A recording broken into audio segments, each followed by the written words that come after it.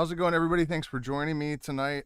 Um, Over the years, I've gotten a number of questions that I didn't really answer about what it's like to be an expat in South America and Ecuador and living life deeply immersed in the Amazon rainforest is something that most people probably have not experienced. And it is, I would imagine, the most extraordinary place on Earth. I mean, it's certainly up there, in terms of biodiversity. And, I don't think I really need to tell anyone that.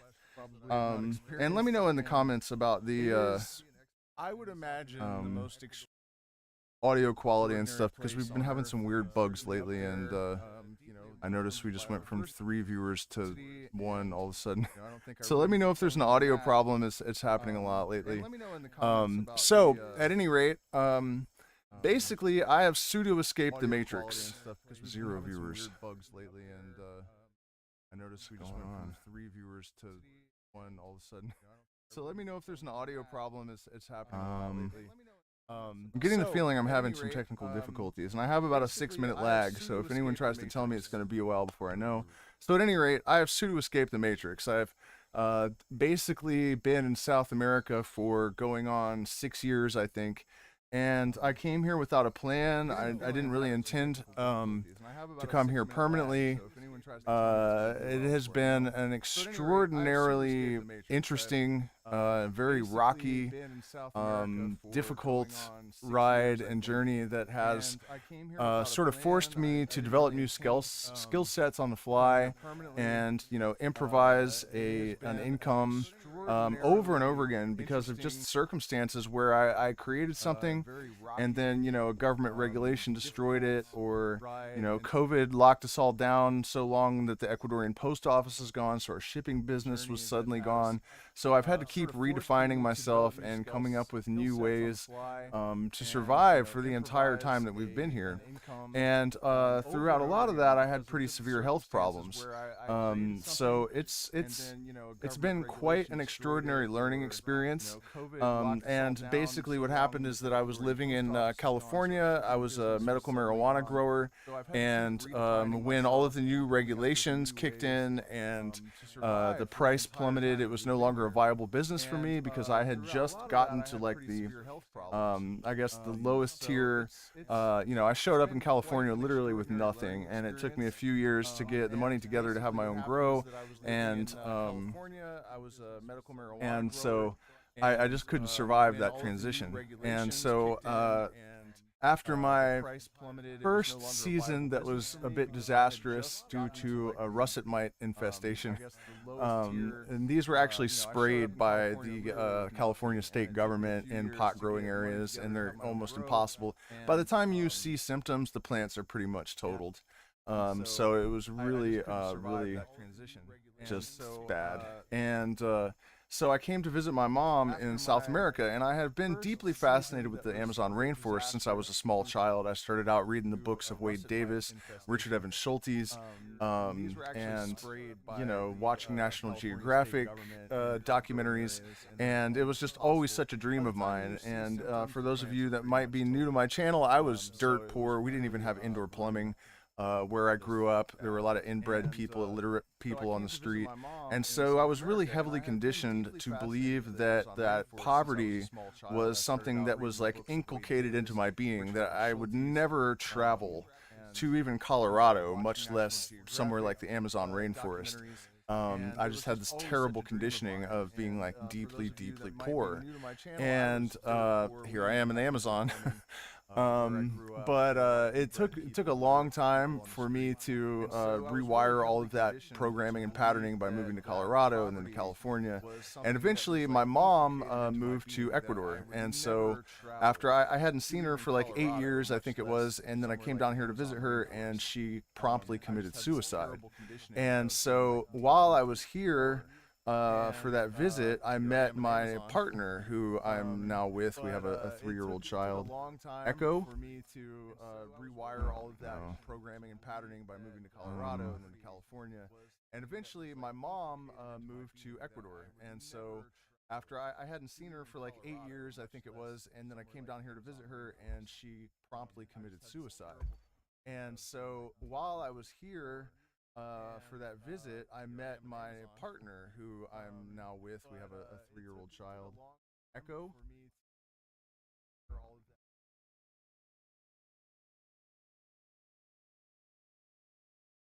I don't understand what the point of monitoring is if you don't actually get the mix that people are hearing, because where I'm at, everything sounds fine.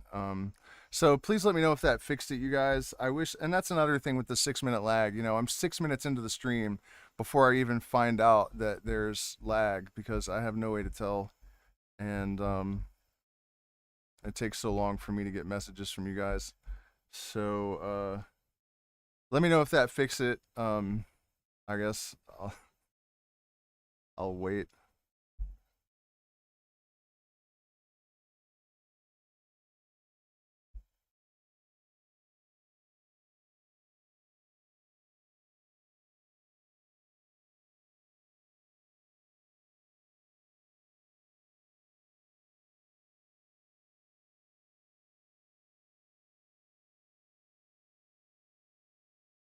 Is the echo gone or not?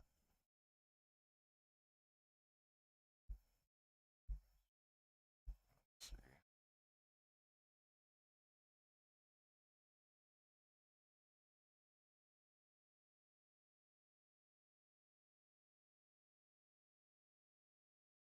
Okay, sounds fine to me.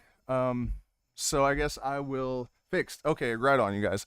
All right, so I apologize if you guys couldn't understand a lot of that. I'm sure it was really obnoxious. Unfortunately, we lost a lot of viewers. But what was I saying? So basically, the story of how I got here, it was kind of through tragedy, but worse became worse when I returned to the United States, and my partners had done something that I told them not to, and basically got us ripped off for every cent that I had. So I suddenly found myself unexpectedly broke, and I went to work for a lady that was setting me up in really bad circumstances, and that became clear very rapidly. And so we basically just bailed to South America without any plan, except for a Shopify store, and the license got pulled almost as soon as we got here. It was doing really well. So I think I've told all those stories before. I don't really want to focus too much on the all the crazy roller coaster ride that got us here. But to talk a little bit more about the immersion in the culture in South America, and the really tremendous lessons that I've learned in terms of the way that American or North American capitalism and the political system and the religious ideologies, and also Europe to an extent, um, but the way that people treat people here, the way that you can go into a neighborhood that, if you had the same neighborhood in the United States, you would be terrified to walk down the streets just based on how it looks. But, with the exception of one or two major cities here, that's not the case in Ecuador. I leave all of my equipment here, 3 guitars, this microphone, uh, people leave the laptops out. There are people that walk by here, but we'll go to town and leave. I leave everything out overnight, except I bring the laptop in, but I know I don't need to. Like, no one has anything here. Like, they're dirt poor. We walked by a lady that had all of her family up in this tree collecting these amazing fruits. Um, and I wanted some fruit, and I was gonna give her $1, and they have like no money at all, and she didn't really want the $1. I mean, eventually, she let me give it to her. Thank you, City. But you know what I mean. It's just really kind of extraordinary to see how much happier people are, and just how much more sort of fundamentally decent people with absolutely no money have. And the thing is, it's a little bit different because down here, if you don't have a lot of money, you're not necessarily desperate. because you don't have the kind of pressures that you have in the United States. Now, there are influences from the United States that are making that increasingly difficult. And I think it was 2008 or something. I don't really follow this stuff very closely, so I could have the year totally wrong. But the president of Ecuador, who before this was loved by the citizens, had a meeting with Barack Obama, and within like a week after the meeting, they had switched to the um, American dollar, and bulldozers from the oil companies rolled into the last. It's not actually the last, but it was one of three uncontacted tribes in this part of Ecuador. The oil companies rolled into that, which was protected until Obama came down, struck a deal with the president, and that was the beginning of a sort of decline that, of course, was sold to the American or the Ecuadorian people as a massive opportunity, that they were getting a bailout by being put on the American dollar.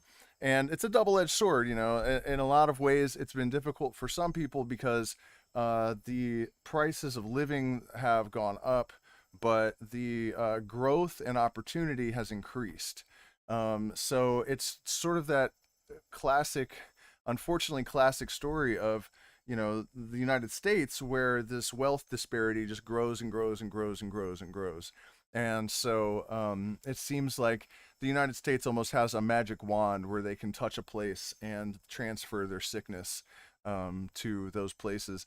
And another interesting thing that I have, it's not that Wolfified, it's not that primitive here. I am on the he's asking about, or she, I don't know, this person is asking about how is there electricity here. And there's, the Shuar way out in the deep jungle. I mean, you have to fly to get there.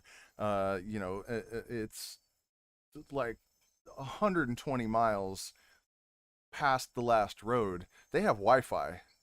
You know what I mean? And it's not, I don't know that it's the best thing that's ever happened. It's a weird thing to go out into the jungle and see people living traditionally sitting around staring at their phones. All the adolescents, in particular, are all just staring at their phones, and they're like, mostly naked, face paint, middle of the jungle. um, just really, really crazy thing to witness. Um, and also, of course, that influence, and this is what I was getting to before.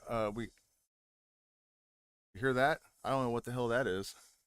That happens all the time too. That there are new sounds, new creatures, new. I just saw some bugs creating a colony over there. I don't even know what like subcategory they're in. They weren't beetles. They didn't look like ants. Like, and there's like 50 of them on this cluster of leaves, and there's little tiny ones and bigger ones, as if the like big ones were hanging around and like raising the babies or something. It was mind-boggling. No, that's what I'm saying, Jose. You actually, yeah, it's harder. Okay, yeah, it's harder, but a lot of times it is there. As I was saying, the Ashwar and some of these deep jungle tribes are getting Wi-Fi, and this is just in the last 6 months or so, that there's internet like way out in the jungle. But as one of the things I have noticed from living, like the last place that we lived was called Misawali, and it was right on the edge of the jungle. I mean, it was not on the edge of the jungle, but on the edge of where civilization meets the jungle. It's like the last really fully developed town, before it's just like Quichua communities that are very basic housing, and you know what I mean. It's the last like town. There's communities, plenty of them afterwards, and roads still, but last and the indigenous communities are that are bordering the civilization are so much more toxic. They've been poisoned just by their proximity to um, civilization. It seems there is a lot more depression. Alcoholism's much higher. There actually was theft there, pretty badly actually. I mean, they wouldn't take anything expensive, because they indigenous don't think about it the way we do. Like my shoes would be more likely to get stolen than a guitar, because they don't think like I could go and sell this for money. They're stealing based on need, you know, which is also maybe not quite as bad. Still obnoxious when your stuff is missing, but you know what I mean? They're not looking for money. They're not looking for valuables. They're looking for utility. But yeah, things would go missing a lot around the property. And the deeper into the jungle we've gone, the less alcoholism there is, the friendlier people are. You know, the teenagers don't seem depressed. They're not staring at their phones all the time, even when there is internet. So that was really a massive, I don't want to say wake up call because I was already pretty sure that that's how it would be, but you know, it's a crazy thing to actually see that the further away from civilization you get, the less shit there is, basically. Um, yeah, I mean, I think probably the biggest problem for the tribes having Wi-Fi is that, you know, they're going to get a very skewered, pers- you know, their perception of what it's like in the modern outside world is not going to be realistic. And so it makes them depressed. It makes them want things that aren't really even there, at least not in the way that they're going to perceive them to be when they're online. So it might cause them to sort of devalue their life in the jungle. Although, let me tell you, that is much more difficult than you would think. One of the reasons people don't need a lot of money here is that if they already own their land, there are fruits like, you know, once you learn a little bit how to identify stuff, like right now I could walk in any one of four directions, and like over there I could get, and I'm talking about wild from the jungle, I could get a what are they called, it's like a guanabana, but it's orange and it's called a guanabana de monte. No, there's no crime at all, none whatsoever. There's like petty theft every once in a while, but like rape and murder, there are no cops, there are no cops, zero. Like cops never come here. Never, ever, ever. Even in Misawali, that is like a civilized town, the cops don't come. And you see cops here holding hands, like men and women, holding hands, walking with their arms around each other. Like they treat you like it's crazy. The difference between a cop in the United States and a cop here in Ecuador, and I'm talking even in the cities, like the way they just speak to you as if they're just another person, and they'll show each other affection in public and stuff. It's nuts, man. You really, you know, that was like probably the biggest lesson that when I came down here was to realize that the people in the United States are just as fucked up and insane as I thought they were when I lived there, you know, and it's actually far, far worse. And also the situation with law enforcement and the government and all that is just completely nuts. But yeah, I was saying that there really is food everywhere. You know, there's this palm right here. You can pull the shoots out and eat them. It's kind of like water's that water chestnut? Is that what it's called? Water chestnut, yeah. And then you can also make this roof. The pava that is around me is made from that palm. And we actually will pull the palm leaves up and cut them up and then mush them, and then you can baste chicken with them and fish and stuff. Oh, there are other uses. Oh, then the flower produces a big explosion of pistils that are sort of like angel hair pasta. It's crazy. And then right over there, there's this giant. Here, let me go grab one.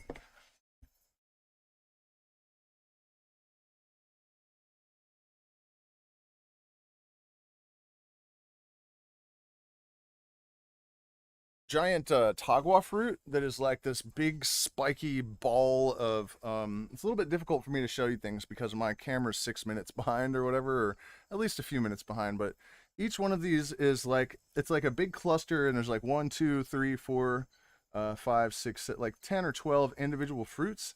And I don't know if you guys can see that, but it's a Tagua seed, which is seed ivory. And you can actually make jewelry out of it that's kind of expensive. It it's crazy. It's like quartz crystal, and it's rock hard. I mean, it's literally like a quartz crystal. And then you can peel them open, and there's like this orange flesh inside that you can eat. And let's see, what else could I pick? Okay, and then there's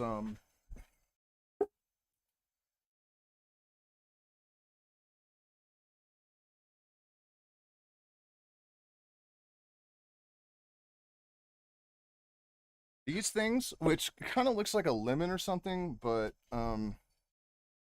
definitely nothing like a lemon. The flesh inside is like almost gelatinous, and it has like this like really super sticky latex, and it kind of tastes like a cross between like softer than any pear, but kind of in the ballpark of pear, with maybe some like caramelized sugar in it or something like creme brulee. And these things are just raining down out of the sky.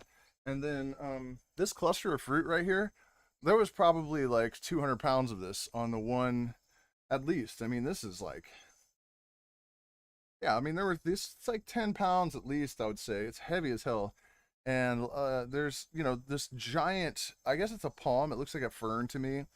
Um, but, the whole thing is covered in these giant masses of this stuff. And the ferns make these giant fronds that you can eat, and each one is like the size of a hamburger. Um, uh, and that's all stuff that is within like 30 to 50 feet of me at the moment. Not to mention the fact that, any medicine that I might need also, we have Bobansana over here, which is like helps with like mental flexibility. And now we know why it has harmalas that are the same as those found in the ayahuasca vine, but in much lower concentrations.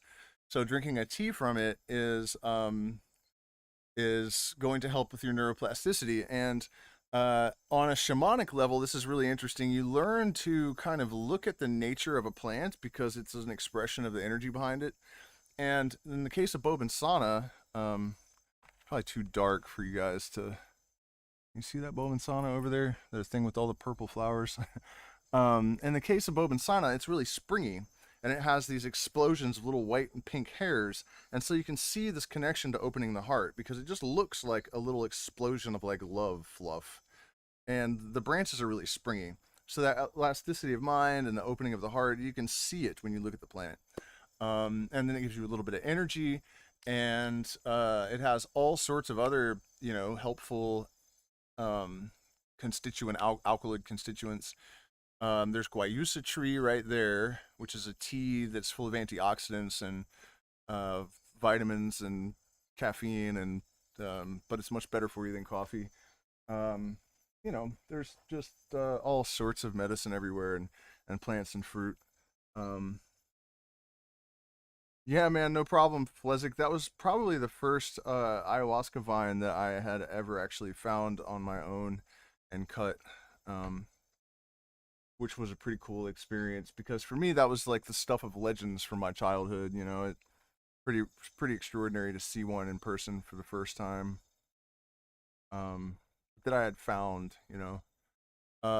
So where were we in our tale of Ecuador? Yeah, I mean, and it's difficult for me to all I can talk about is my own experience. And it's worked out for me that I have been able to, improvise income, and it hasn't been easy. Like when I was sick, we definitely got ourselves into, buried. But I think without that, we would have not had any problem doing it. And I guess I always want to offer something that is of utility to people that watch the channel. I don't want to just tell stories and entertain, but offer something that's actually, pragmatically something you can employ to your benefit. And I would say that if you feel like you are trapped in a job that you hate, or, just in the United States in general, um, there's no reason, I don't think, why you can't acquire some kind of skill that allows you to either work from a laptop or, some sort of artisanal thing, that you can move to a country that has a much lower cost of living than the United States. And I think it's really important that people see through the lie firsthand, that it's really not what they tell you that it is. And the laws in Ecuador, for example, are not necessarily less restrictive than in the United States, but certainly the feeling of having all of your every move monitored, and getting pulled over and searched in your car over nothing, and all of this just insane Gestapo fascism kind of crap that you deal with in the United States. And also everyone thinks that they have so much opportunity and they can make all this money, and most people are struggling and not really paying their rent, and it's just not it's not the way to live. And it really is true that, hello Misty, that in South America, particularly in the jungle, there's just so much life and so many expressions of the mystery to keep your fascination. uh and that's probably the most important thing, that the mundane does not consume your being, and that is a big part of what is destroying the people in the United States. It's that disconnection from, not just from nature, but from a sense of purpose and from the mystery. That I talk a lot about flow state. The hell, that's got to be like a giant locust or something. It just is so loud, and it sounds big. I'm assuming you guys can hear that. I mean, this mic picks up everything. Um, but yeah, so flow state, as a lifestyle, that's kind of like my objective. I didn't know that for a long time, but after studying a little bit about flow state, I realized that's the nomenclature that I needed to communicate about this stuff. But one of the primary requirements of getting into flow state is taking risks, and being inspired, and having your attention focused on something. And I think when you're living in the kind of circumstances uh, that make up the environment in the United States, it's nearly impossible to maintain the kind of connection and fascination, and um, I mean, and there's also this sort of routine bound, uh, the way that you generally live there if you have a 9 to 5 job. And yeah, I mean, it's just routine. It feels safe and comfortable. But that safety and comfort, taking that risk element out of your life, is part of the reason why people are disconnected from the universal mind and the uh, deeper consciousness that really makes life, in my opinion, worth living.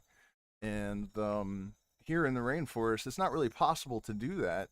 Something is going to jar you out of that um, every time you go outside. So, uh, more than anything, that's why it's so difficult for me to leave. And then look, I mean, I'm outside. I don't have long sleeves on. Sitting by a river. I mean, during the day we get bitten by sandflies, um, a little bit, but mosquitoes are no worse than Virginia or somewhere like that. Um, I don't know if you guys have any specific questions for me. I feel like when we had the audio problems earlier, I got a little bit derailed, and I've never really found my.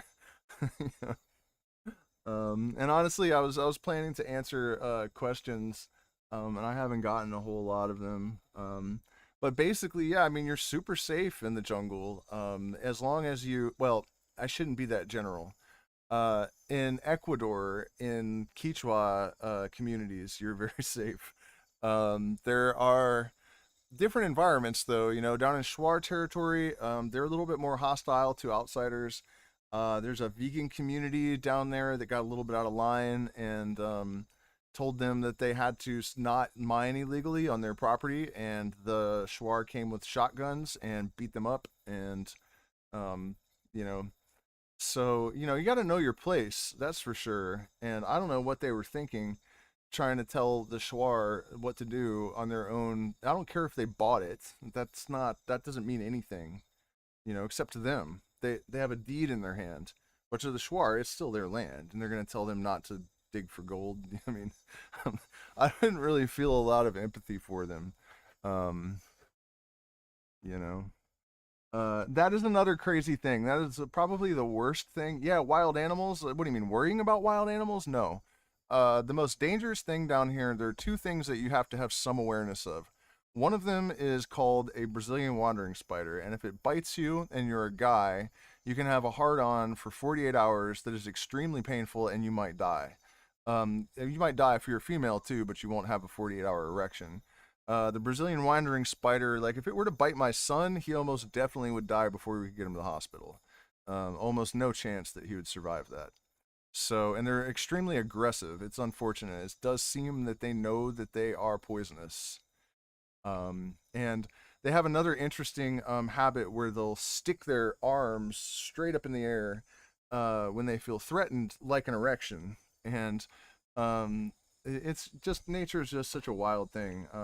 Yeah, but so the Brazilian wandering spider, but you know, you just have to like check your clothes before you put them on. I've never found one in my clothes, but we did have a friend who I don't really like anymore, but she put her coat on one time and one ran out of her sleeve and then up onto her shoulder, and that's messed up right there. I've heard of people reaching like onto a shelf and getting bitten. So you have to learn to look where you put your hands. One time I picked a Bobansana flower. No, I didn't. I just touched the Bobansana, but I didn't look first. There was a bullet ant in the flower, and it bit me, and that is like the worst. It felt like someone had smashed my finger with a hammer for 2 days. It won't kill you, but it hurts like hell. Extremely painful. And then the other thing that you have to worry about, well, bullet ants too.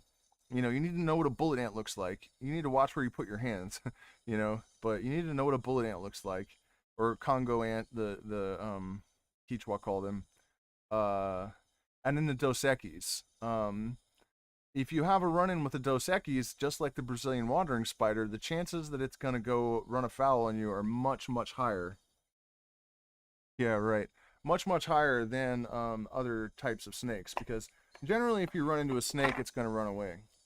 A Brazilian wandering, I mean, a Dos Equis, or they also call them a fertilance, I think, and maybe even Bushmaster might be the same snake, but definitely fertilance, Dos Equis, those two are this snake. It's a viper. Um, I think it has replaced the taipon on the list of the most deadly snakes in the world.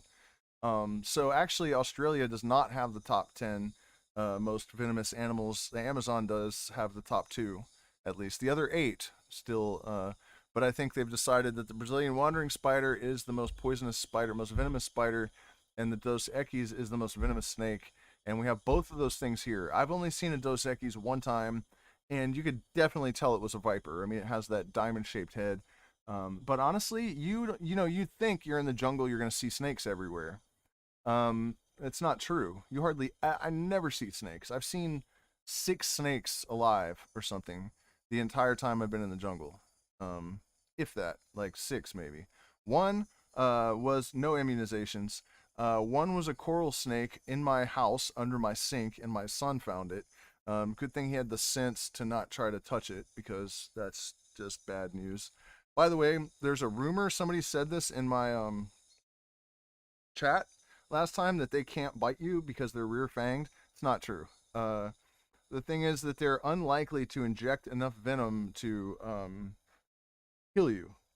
But don't think that you can just pick up a coral snake. People do it a lot. I used to know a guy that would wear a coral snake around his neck, and he was never bitten.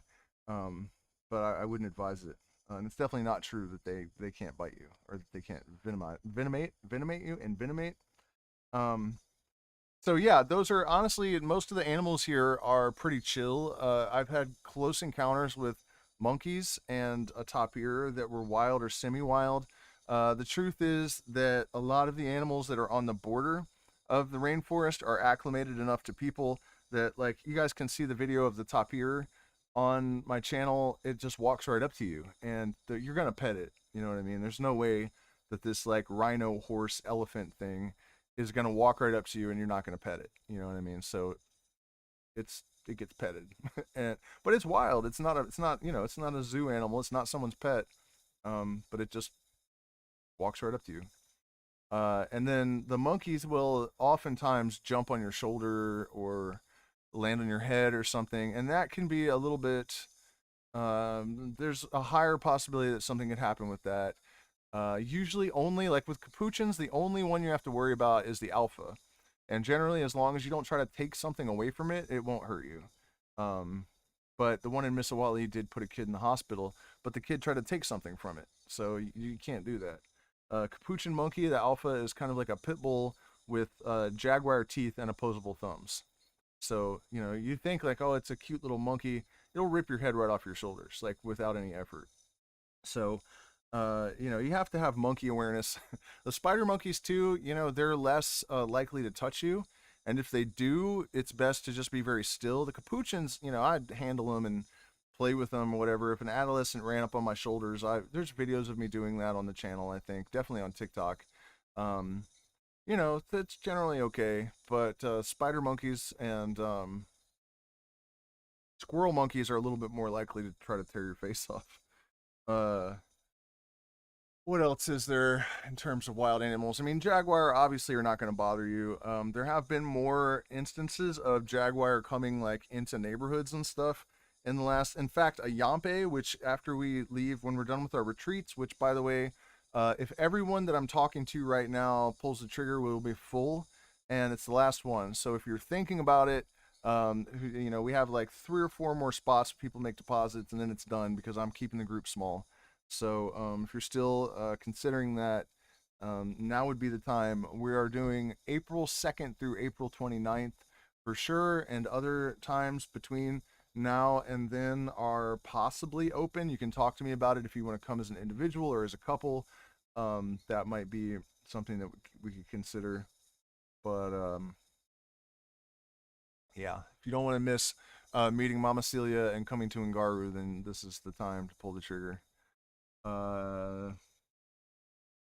any other questions? Immunizations, I think I answered that. Here in this particular part of the jungle, there's not a lot of malaria or yellow fever, I guess is the same thing. There is dengue apparently, but I've only heard of like one case of dengue. And the reality is, plant medicine actually works. This is maybe a shock to a lot of people, but I've been for years now comparing indigenous claims to the research, and oftentimes I don't have to because at the top of the paper it just says indigenous claims basically confirmed, or words to that effect.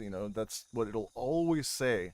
So honestly, I don't even check anymore. When the Quichois ladies tell me that this plant is for this, I'll just go ahead and take it and trust them. Another thing is, and foreigners that live here know this too, it's where I first heard about it.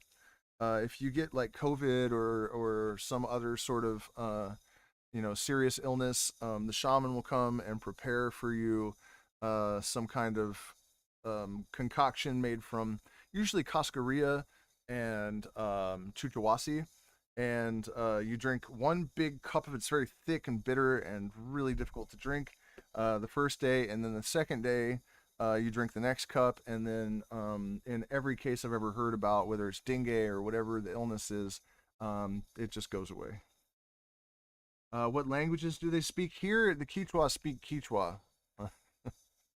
Quichua is actually Incan language. It's the language the Inca spoke, and the most of the Quichua, from what I understand, were the descendants of slaves of the Inca. So that's why they all speak Incan, basically. And I'm pretty sure that the Quichua, at least in this part of Ecuador, are actually sort of a conglomerate of all sorts of different tribes, because once they were rounded up from the jungle and enslaved, the Shuar bred with Warani, you know what I mean? So I think the Quichua are just really mixed up, because a lot of the other tribes, oh yeah, the jungle can heal you all right. I was extremely sick when I came here, and I'm not 100%, but I'm a lot better than I was. I mean, look at my old videos from 2 years ago. You can see it.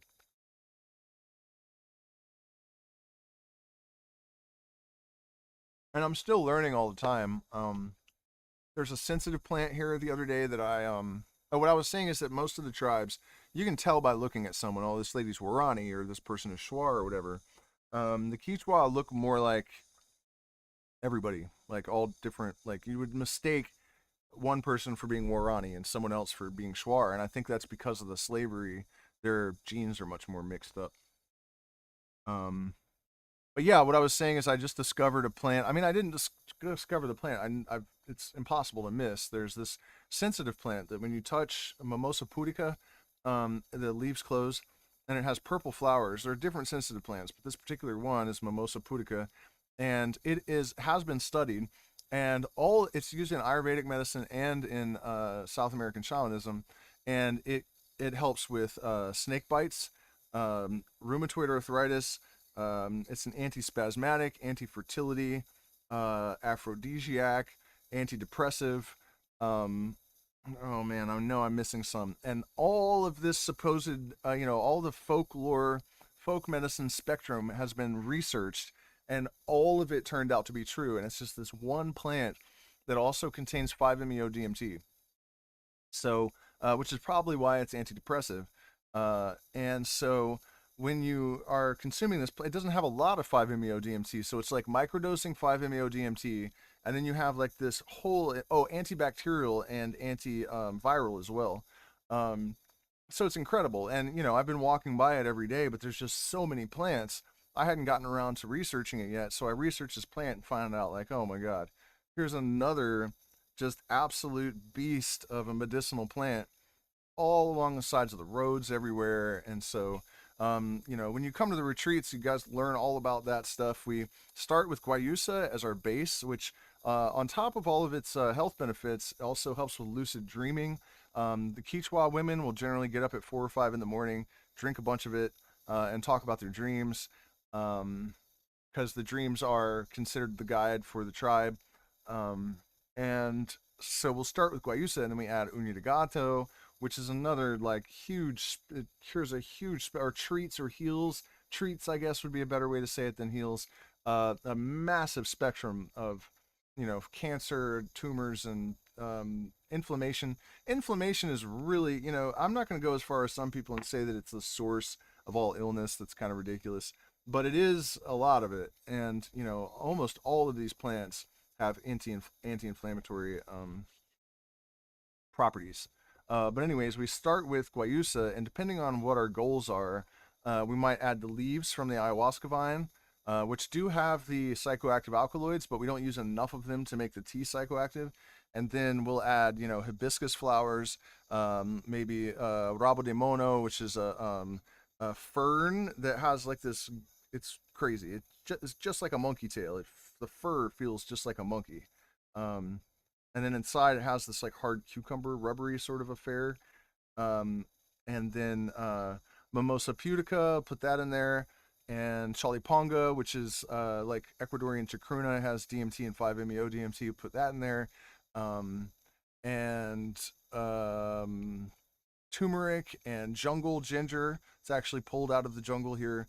All sorts of different combinations of these incredible teas with all of this healing stuff. So, on top of drinking all of the plant medicine every day, all day, when you drink something, we're drinking these heavily medicinal teas that are made from, up to like 14 plants from the jungle all combined into one tea. And then cacao. I haven't mentioned cacao. Cacao grows everywhere down here. It's wild in the jungle, although the wild cacao is a little bit skinnier. But man, is cacao incredible. It's just loaded with antioxidants and, just so many beneficial compounds that it defies belief. There's something that's in blue-green algae that's only also found in cacao. And then it has the phenethylamines that are related to MDMA. So it causes a serotonin dump. There are serotonin precursors, so that your brain has the materials it needs to produce more serotonin after it dumps the serotonin it's been storing. And caffeine, thebaine, and a lot of people don't know this, but it's a fruit. Before you dry it and ferment it to crush the bean to turn into chocolate, it's covered in a white pith that is the most delicious thing that I've ever put in my mouth. When combined with cacao, although I ran into another fruit that's a relative of mangosteen the other day that might be better. Um, so yeah, that's basically, I was gonna talk about like Andean culture, and what it's like in the mountains here. I will just say, that if you're one of those people that's thinking that Vilcabamba is some sort of haven for conscious people where everyone is an amazing hippie and things are all love and light and it's wonderful and great, I dispute that pretty wholeheartedly. I would say probably don't go to Vilcabamba.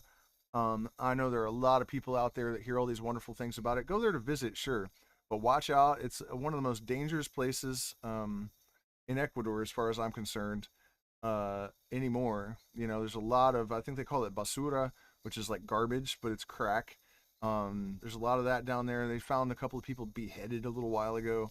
And honestly, the expats that live there are completely insane. They're drunk as hell. They're toxic. It's not anything like what people expect. It is superficially, but if you spend any amount of time there and actually get absorbed into the community, it's really bad. They're just it's a nut house for gringos basically. So I would advise going to somewhere like more in the jungle and more interesting. And there's a lot of just really fake spirituality in Vilcabamba.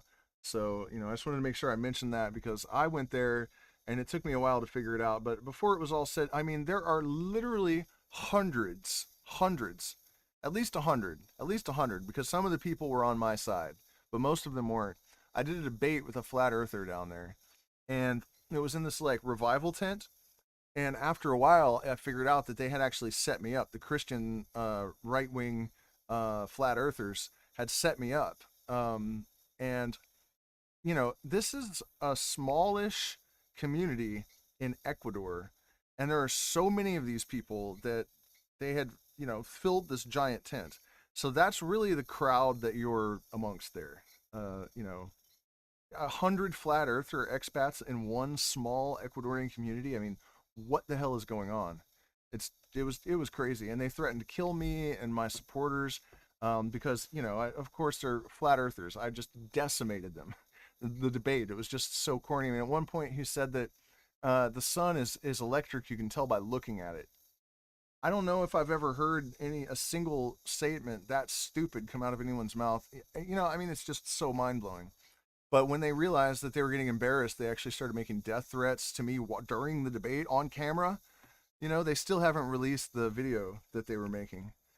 Um, it was nuts. And then the interesting thing is that they were trying to make science out to be evil and associated with the Illuminati, and that's why they chose me because I'm associated with these hermetic societies. And so they thought they had this like perfect plan to prove that science was all this evil. So yeah, I don't really recommend Vilcabamba. Go to the jungle, support indigenous communities, go to one of these amazing lodges around here, and get a hold of us if you just want to come and see the jungle. You don't necessarily have to join a full retreat. Ngaru does just rent rooms.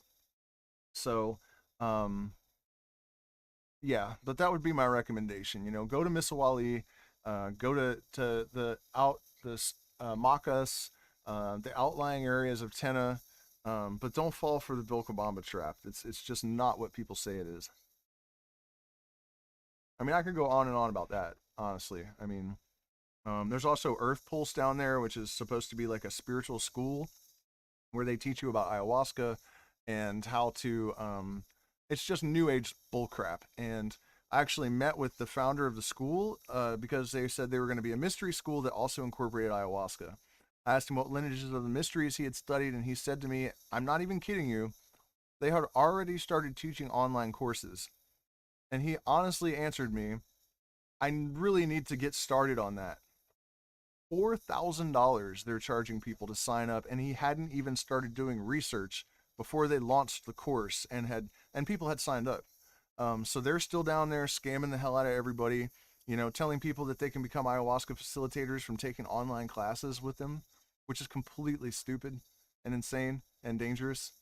So, I just yeah, if you do go to Vilcabamba, just be on your guard because it's like a trap, you know.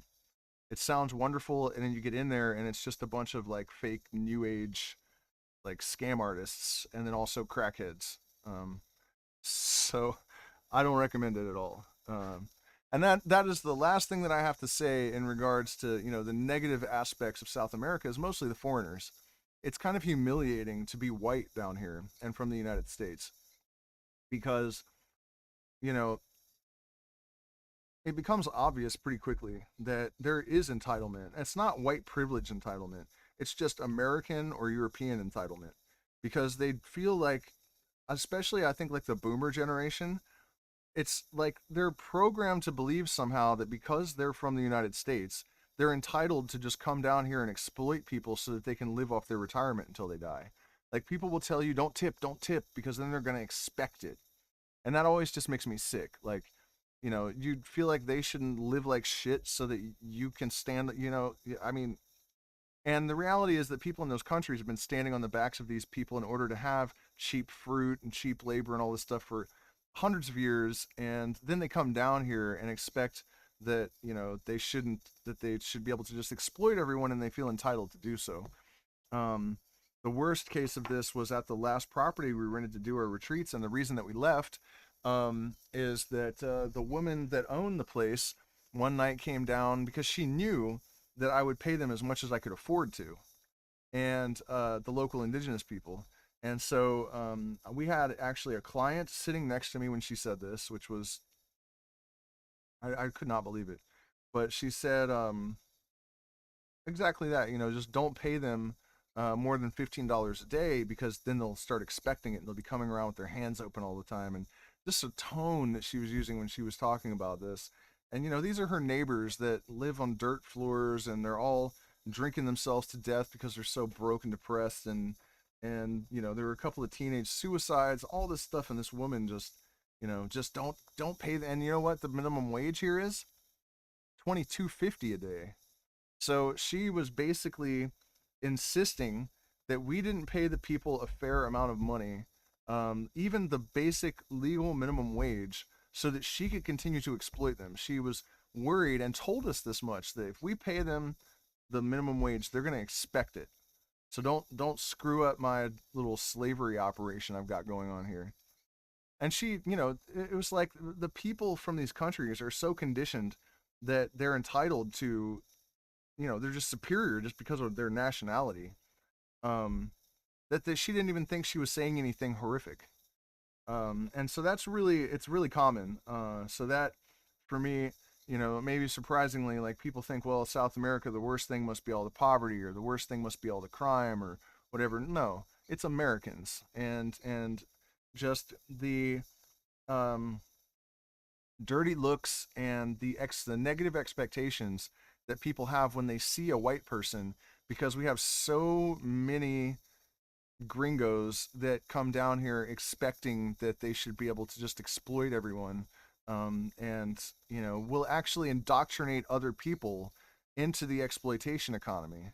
um, that is just, it's just really sad, that people feel like that's okay. um, but you know, for the most part, I would highly recommend. Yeah, I mean, like I said, it's kind of a cool place. There are some interesting people there, but there's also a lot of like really superficial kind of scam artist, fake spirituality, and crackheads. It's kind of dangerous. People are getting robbed more and more often, actually murdered. So yeah, I mean, I would go for a week or something, and you know, there's a get a hold of me if you want. I know a good ayahuasquero there if you're interested in having some ceremonies in Vilcabamba. Um, Gaia Sagrada, the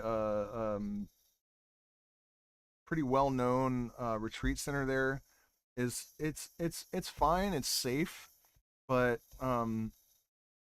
definitely the facilitators and the they're just like really really really really egocentric new agers, and it's really really not authentic or even sincere.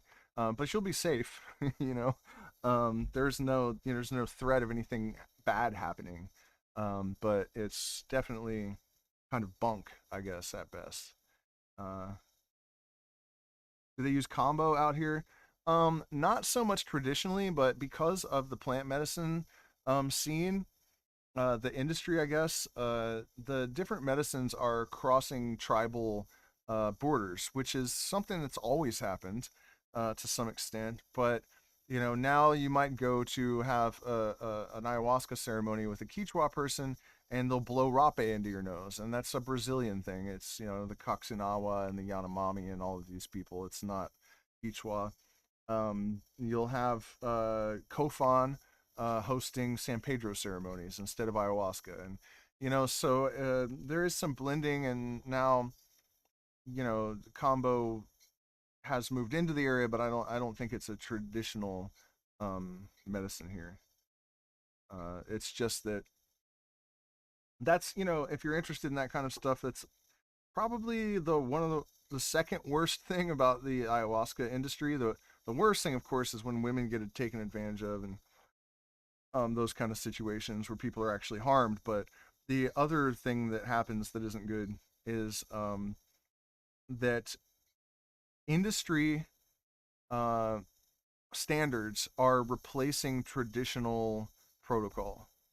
So shaman will abandon their own traditional practices in order to conform to what they think you probably have read on the internet and expect them to do, rather than what they actually would traditionally do. And I know the difference because I've been actually, you know, involved in ayahuasca and studying plant medicine since the 1990s. And so I know that a lot of this stuff didn't exist 20 years ago, or that it specifically was, you know, a Shipibo thing, and now you have Shuar that are saying it or whatever. So there's a lot of, because of the ayahuasca industry, there's a lot of scrambling of traditional practices, and a lot of things are probably being lost. Um, but yeah, so anyways, you guys, my family's probably getting hungry. We're gonna walk down to a local lodge and see um, how the yuca fries are. And you know, we didn't talk about a lot of stuff like the food, eating yuca fries down here, the maitos, which are usually fish or chicken, but sometimes chantakuru, which is a big palm grub that's wrapped in a leaf and then uh, grilled, sort of, I guess, is roasted over coals. Plantains, just throw them in the fire, just in the peel, um, in the coals, you know, and pull them out and eat them. It's amazing. Uh, but you know, I'll do some more streams where I'll talk more about this. Um, or maybe I'll just make videos because my internet's so bad that the buffering is ruining my streams, it seems like. But thank you guys so much for spending this time with me. Please like, share, hit the Cash App and PayPal up. Don't be shy about that for sure. We're demonetized, so we get no advertising income or anything. And we're trying to do good work here. You know, we're rescuing strays and getting them spayed out of pocket, which is, I'm not thrilled about that because, you know, it's just, but there's just so many street dogs and they're all starving. I mean, I've made videos about this. We'll find the street dogs and they have like bot flies eating them and they're skeletal, and so you know, we've been putting a lot of money into that lately, and so we're not, you know, we're down here doing good work, and it's we need support in order to continue doing it.